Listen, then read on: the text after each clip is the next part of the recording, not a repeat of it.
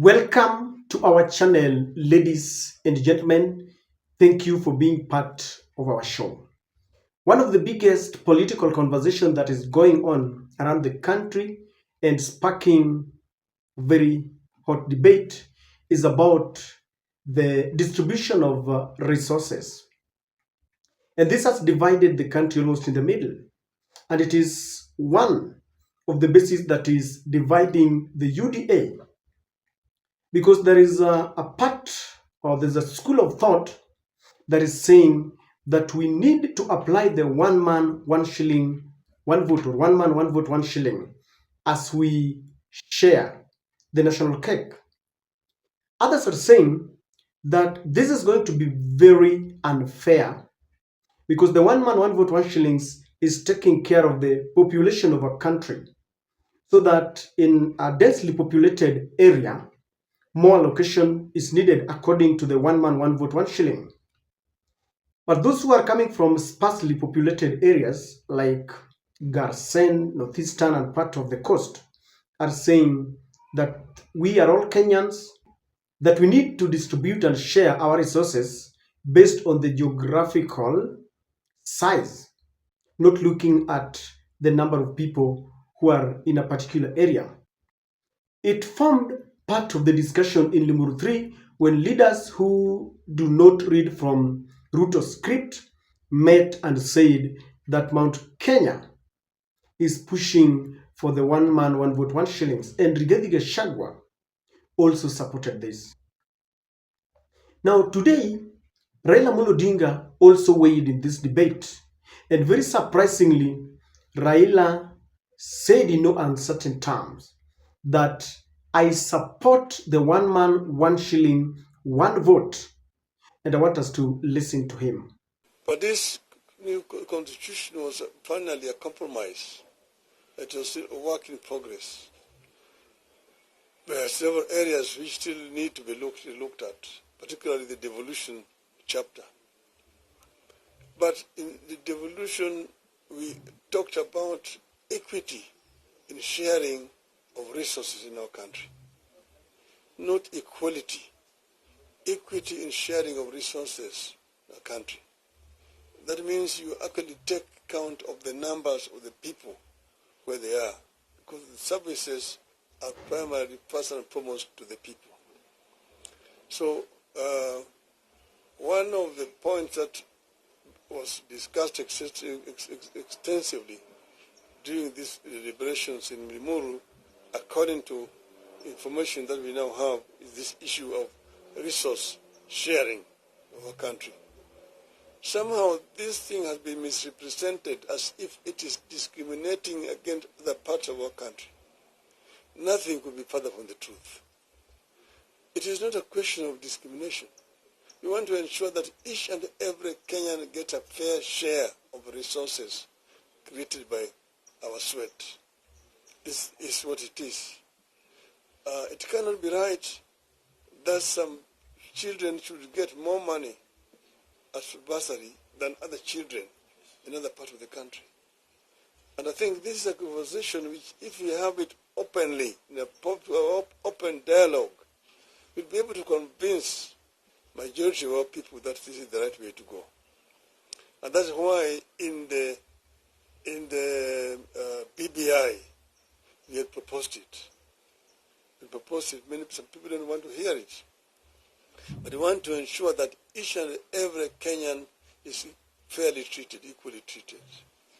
And that's why we're saying, we agree with this phrase that is one man, one vote, one shilling. I agree totally with this. I'm not never a populist. I always talk from my mind openly. I know that it may not be very popular in some quarters, but let us have this conversation. As a people, let us have this conversation. I want us to look at Raila's statement in details. As we do this, allow me to request you to subscribe to our channel if you're watching us for the first time. Click the notification bell and like our videos, and to all those who support our channel, allow me to thank you in a very, very special way. Ladies and gentlemen, Raila's statement is coming barely a day after the state informed us that they are going to form a well-oiled secretariat to take over Raila's campaign as far as the African Union Commission chairmanship is concerned. And I remember yesterday, many people were saying that that confirmation from Mudavadi also reiterated some allegations that William Ruto and Raila Odinga have got a handshake and they are working together. But I'm trying to juxtapose how Raila is conducting himself in what people feel is a handshake between himself and William Ruto, and the way he used to conduct his politics when they had a public handshake, so to speak, with Uhuru Muigai Kenyatta. You could see that there was a working formula. You could see he was supporting the government. But on this, you know very well that those who are allied to William Samoei Ruto, people like Kimani Chungwa, Anne Waiguru, and Ndindi Nyoro, at least those are the people who have come out to condemn Rigathi Gachagua for the unity call, to condemn Rigathi Gachagua for his support to the one man, one vote, one shillings. And it tells me that the fact that the state is sponsoring Raila, the fact that William Ruto's government is going to campaign for him and help him to campaign to get the AU seat does not gag Raila Odinga. And that is why he says that he understands his statement. The statement is going to ruffle feathers in some quarters of the political class. But he says he's not a populist, he's speaking his mind, he's a realist. So one thing I pick from there is that Raila will continue speaking his mind in as much as the government sponsors him and they work together. He's not going to be intimidated, he's not going to abandon talking to the people. Raila is reminding people like Ichungwa that the debate about one man, one shilling, one vote, the debate about sharing of the national cake did not start today.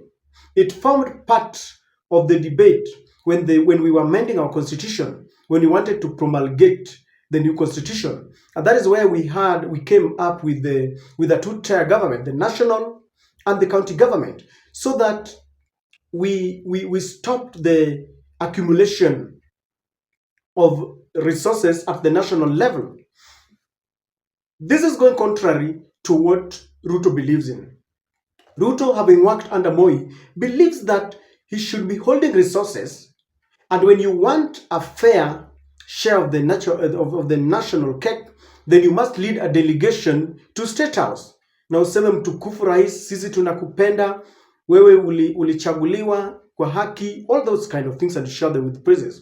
And so Raila is telling people like Ichungwa that you are still young in this politics. These are things that did not come today. They started long ago, because the reason why the presidency is still very prestigious in most of the African countries is because when someone ascends to power, then in terms of appointments to states, corporations, appointment to government offices, ministerial positions, ambassadors, you will see their tribesmen. Like today, you realize that the Kikuyus and Kalenjins takes the lion's share of state appointments. And this is why people fight for the presidency. But the conveners on the proponents of the new constitution decided that we need to neutralize the presidency. How? By ensuring that the natural resources trickle down.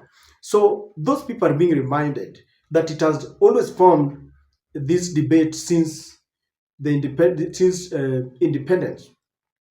I also see Raila reminding the mountain that there's a lot of noise going on now about one man, one shilling, one vote, but this thing was in the BBI. You rejected it. Now it comes back to haunt you. If you had accepted it earlier, we would be where we are today. In fact, the mountain was going to benefit. Some people are saying that it is William Ruto who hoodwinked them to go against Uhuru Kenyatta on this. And so he's telling them, you cannot eat your cake and have it. Or is it you have your cake and eat it? He's reminding them that this thing was in the BBI. Raila, in a way, is still trying to endear himself to the mountain. The mountain is at a place where they want to make a decision. People are still wondering, will the mountain have their own presidential candidate? For example, will Rigathi Gachagua contest? Will they support William Ruto? Especially now that Gachagua and Ruto are reading from different pages. Will they still endorse Raila? Because they are crying foul, they are saying they were cheated, that they were hustlers, and that Ruto was going to consider them. And of course, Rigathi Gachagua for some times had been telling them that they are shareholders. But now they're crying foul, and Rigathi Gachagua has made a U-turn. So Raila is still telling them, I'm still with you on this. The struggle continues. A luta continua. And I know, politically speaking, they will still look at Raila and say, this is the man that we rejected. He still supports our bid. And I know he's trying to endear himself. Raila believes in equality. And the magnanimity character that I've always talked about, Raila, is here. You know, if Raila was petty, he would have said that we came to you with the BBI and you rejected it, so I'm not going to support you. Or he would have said, Rigathi Gachagua is one person who rejected this, and now that he's supporting it, I'm not going to support it. Raila would have just decided to support William Ruto, to revenge or to avenge the mountain. But you realize that Raila is putting the interest of the nation. He's saying, I believe in equitable distribution of resources, despite the fact that you rejected me on the ballot, despite the fact that some of you talked very ill of me. But when it comes to matters that are pertinent to the nation, I will stand for the truth. He says, I know some people will not like me for this, but it is what it is. And Raila Amolo Odinga's statement is going to cause a lot of reprimand from people like Ichung, and you will see them, attacking him. You will hear these calls like, we are helping Raila Amolo Odinga, we are creating for him a job, and now he's talking, that's such kind of things, because they believe that since they are helping Raila, since they are trying to campaign for him, he should lie low. He should not talk, about such matters. He should not air his views. But Raila has refused to be intimidated, and that's my take.